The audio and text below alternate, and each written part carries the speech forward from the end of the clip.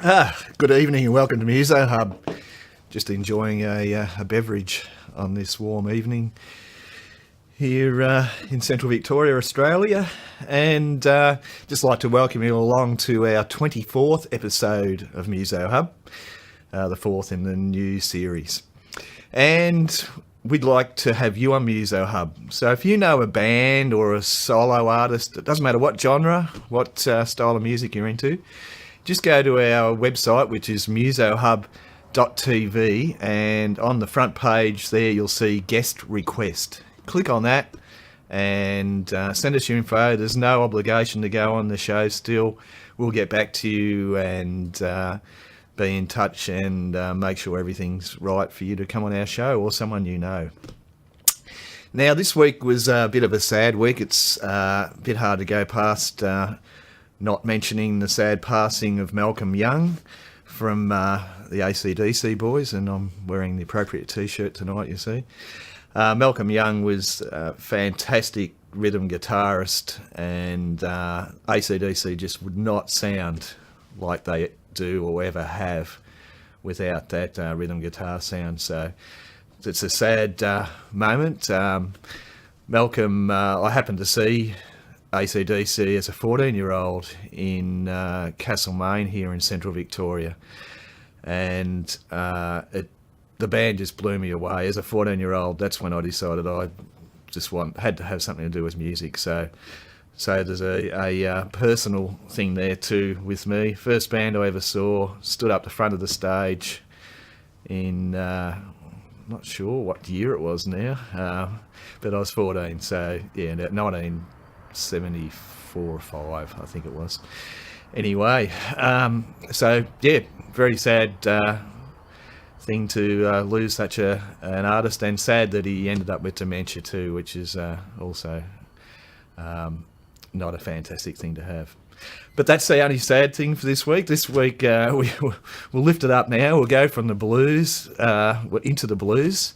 And our band this week is MidWeek Blues, and I happened to catch up with them during the week, and the week of the Bendigo Blues and Roots Festival, they were playing at the Tyson's Reef. So a big thanks for the Tyson's Reef for your letting us use your premises there to film. And without any further ado, here are the boys from MidWeek Blues.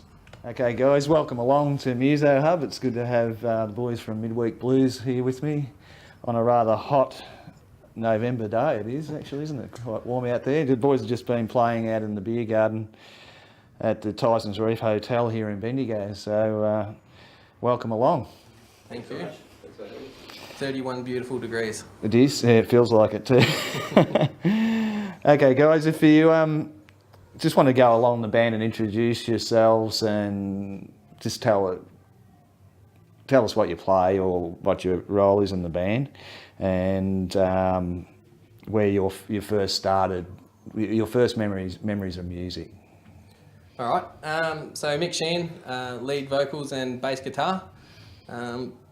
First memory of music, just back with Mum and Dad playing a lot of country and rock and roll. A lot of random stuff, Buddy Holly, bit of Dolly Parton, bit of everything, and then just progressing through and to the point where we sort of branched out to alt metal and a bit of everything. So I like a bit of every style. I'm Jade Ingalls, and there's a reason we usually don't get interviewed on camera. Usually just on the radio. But do you hear the camera adds 10 pounds, Mick? Yeah, it looks like you ate 5 cameras. We've got a special camera today. That's to be expected. Why we don't give him a microphone on stage. Anyway, look, I play guitar. I've been playing guitar for about 20 years or so, and I've realised I'm now the old man in the band, not because of my age, but because every time I see a guitarist that's way better than me, that's younger than me, I just get rage. So I think that's what makes me an old man. Guitar rage. Guitar rage, that's right. Yeah, I just sit there and throw picks when they're not looking. Look, I was into a lot of metal when I was younger, and that sort of backed off to, softened off a bit, but I still like sort of a bit of crunchy guitar, and I think that sort of comes through in the band. I know Paulie and I sort of have that sort of metal background, which I think is, you know, a good mix in the blues. But, And so what was your first memories of music? Look, I don't. I know my mum had a really good taste in music. You know, she sort of would be listening to like sort of Cat Stevens and Led Zeppelin and things like that. She's a big fan of the Bee Gees. Unfortunately, she'd be put on the Bee Gees and clean the house every Saturday morning. So, you know, How Deep Is Your Love has a real chemical cleaning smell associated with it. What was that reason why no one ever gives me a microphone? Yeah. Thanks, Jade. Paulie. Paul Robbins. I play rhythm guitar in the band. I suppose around the house when I was a kid, Mum had, you know, there wasn't a lot of music, but Mum had the odd Fleetwood Mac album, you know, ABBA. There was a bit of Dr. Hook or something like that.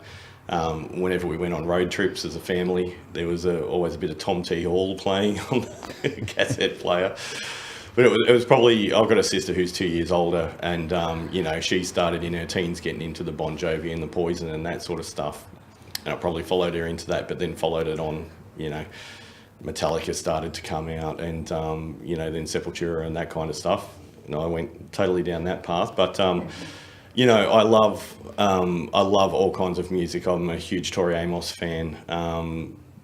Any kind of great music, and that's what's great about the Blues Festival this weekend. There is so much great music, just from all different genres. So. Excellent, thanks, Paul. G'day, Steve Osborne, percussion. Just make it sound like I do more than just play drums. In terms of listening to music, I suppose some of my early stuff, similar to some of the other guys, it's around what Mum and Dad used to play. So Dad, big Elvis fan, so a lot of rock. Grounding, but then into sort of the country space, so Kenny Rogers, Merle Haggard and the like. So very sort of simple, but that kind of rock background. Yeah. In terms of even just playing music, some of my early memories, there's a photo I can recall that Mum and Dad took of myself and my brother, who's 2 years younger than I, and we were out in the backyard. I don't know, I might have been about 5 or so he would have been at 3, and just had some old plastic ice cream containers upside down with some sticks in the hand, and he had his little makeshift guitar, and Mum and Dad sort of caught a capture of that. So fairly early on, like, music's been a pretty big part of our life, just from that to, you know, the car trips that we would do as families, and Dad's tapping away on the steering wheel and singing along. So it's a pretty big part of, from growing up to sort of now, and as you say, like, weekends like this really make it a great opportunity just to go and to see so many different styles that unfortunately you don't really get a chance to see from a mainstream perspective, but we're very lucky in Bendigo to have that opportunity. So that's sort of my background. Good story, Steve, thank you. And John? G'day, John Northfield. I play harmonica in the band. I guess earliest memories, my folks loved classical music, and everything else was the devil's music, basically. But fortunately, I had 2 older sisters and an older brother who sort of did a lot of groundwork for me there. So discovered the Sony Walkman as a kid, and that allowed me to escape into all sorts of other music. I suppose the earliest memories are probably the King, Elvis, and from there, you know, maybe Led Zeppelin and all sorts.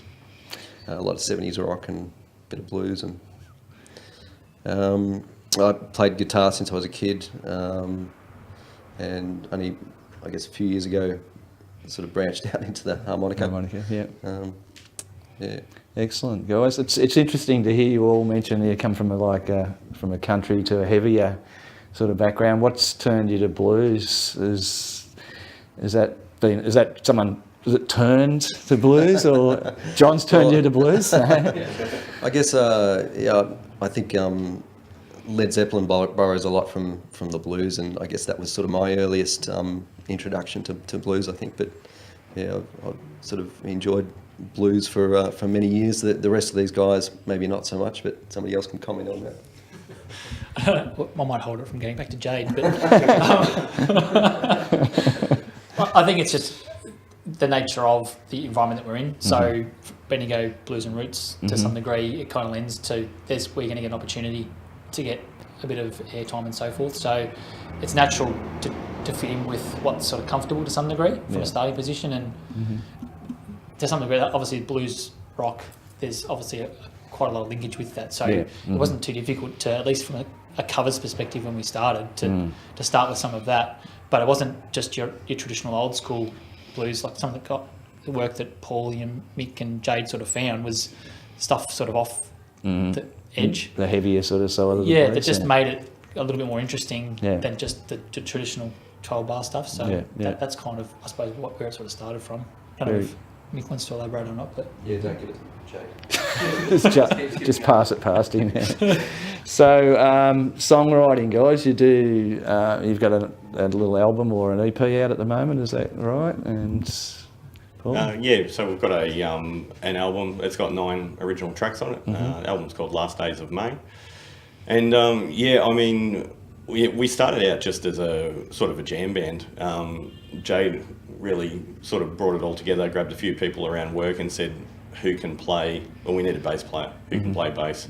Didn't even know Mick could sing at that stage. You couldn't find someone, so we got Mick. And so we started off doing the old standards, so Sweet Home Chicago, Hoochie Coochie, all that stuff, which you don't want to bring that to a blues festival, everyone's doing it. And we were just got bored and started jamming. And Mick started vocalising over it, and we ended up with the first track, which is the least bluesy, which was Run and Hide. And we're like, wow, we can actually write some songs here.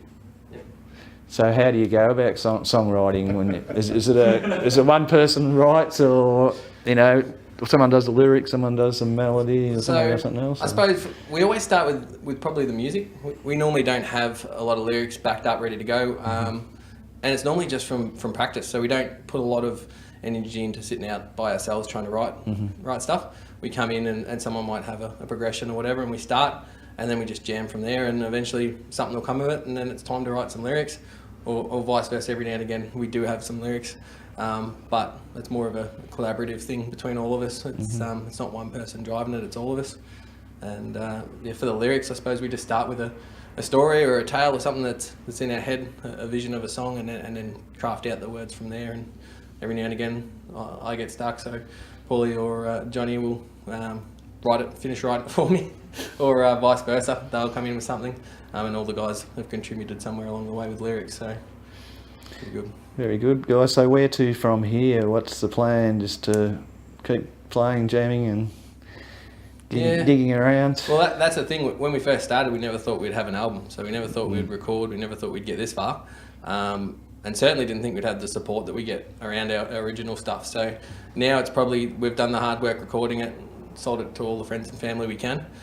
We have to try and sell it to everyone else, but we're having great response from the festival, and from here we'll probably try and get out on the road and do some gigs outside of Bendigo and get our name out a bit more. Mini tour. Maybe the opening ceremony of The Commonwealth Games. It's always good to aim up there somewhere. Yeah. So what tips would you give any other musicians that are out there that may be sitting at home, that were closet players, or anybody that's struggling with music a bit? What tips would you give them? Well, it's probably good that we all say this, because it's we were those guys 3 years ago. We all had a bit of a jam every now and again, but we didn't really do it. One thing I've noticed is we're safe with the young guys, young guys and girls that are coming through. All fantastic musicians, really good voice, great songwriting. Just wonder where it comes from compared to when I was at that age. I certainly wasn't learning a craft like this.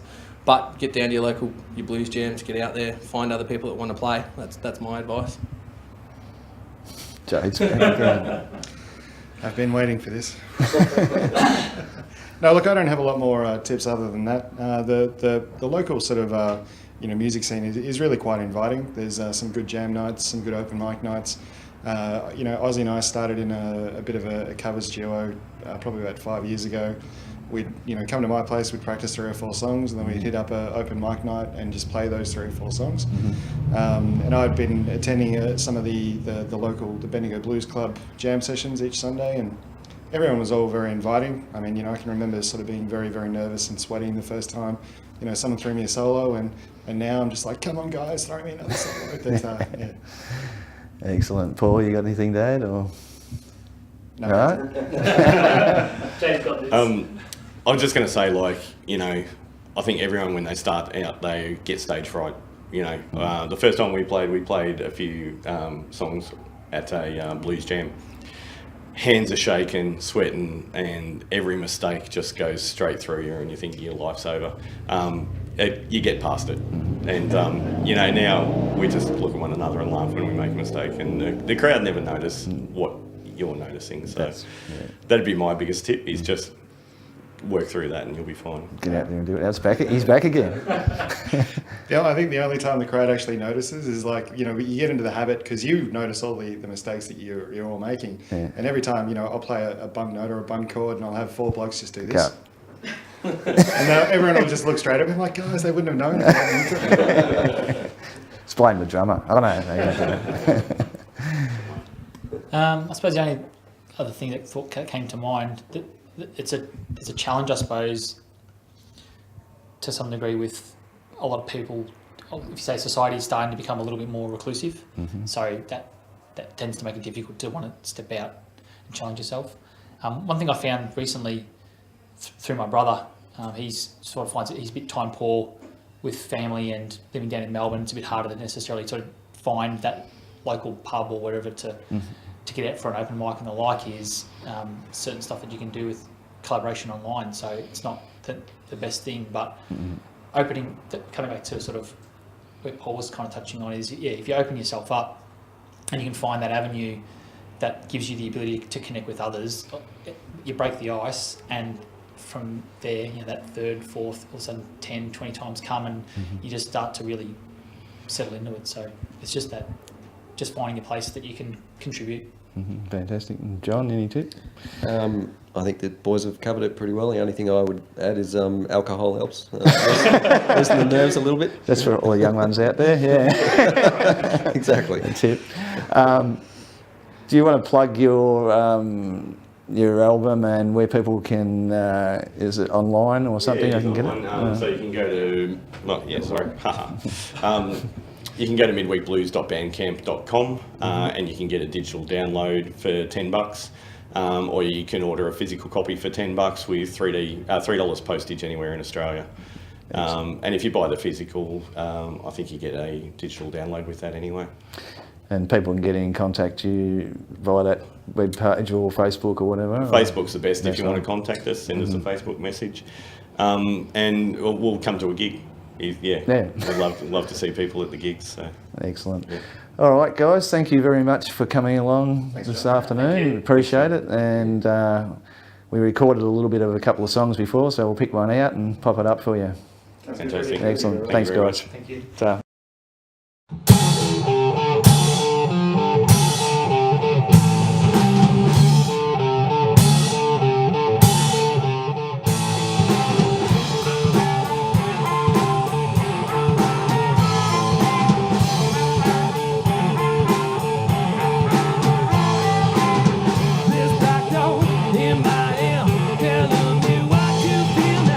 Turning love into fear. That's why I hate.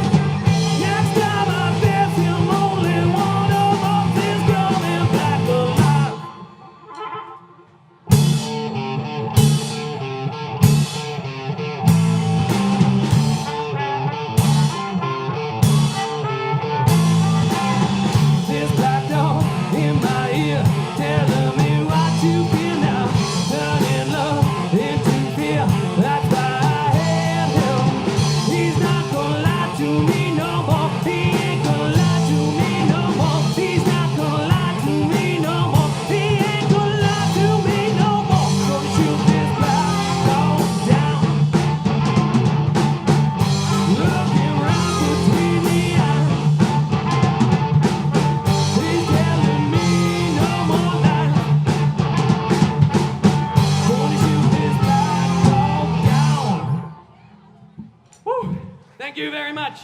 Thanks again. Hang around.